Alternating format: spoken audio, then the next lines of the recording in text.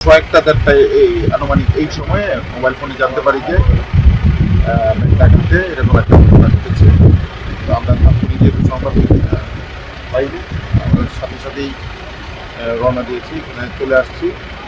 তো দেখলাম যে আপনার জেরা পাওয়ার ফ্ল্যাট,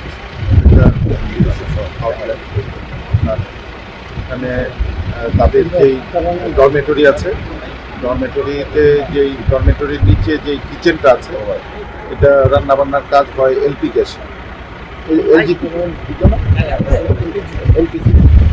এলপিজিতে হয়।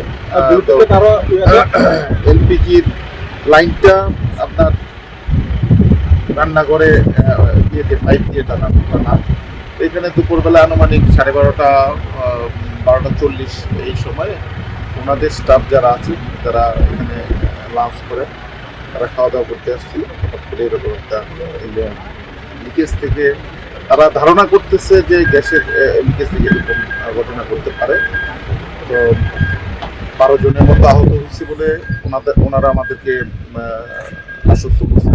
আমরা সবাই আপনার বার্ন ইউনিটে চিকিৎসাধীন। একজনের অবস্থা একটু আশঙ্কাজনক বলে জানায়। আমরা বিষয়টা এখানে এসে দেখি, তাদের সাথে কথা বলি, পরবর্তী বিষয়ে তারা আরও যদি কোনো গুরুত্বপূর্ণ মেসেজ থাকে তারা জানাবে বলে জানাইছে। আমরাও শুনেছি, আমিও জানতে পেরেছি 13 জন এখানে যারা আহত হয়েছে তাদেরই পাওয়ার প্ল্যান্টের অন্যান্য সহায়তার জন্য আরো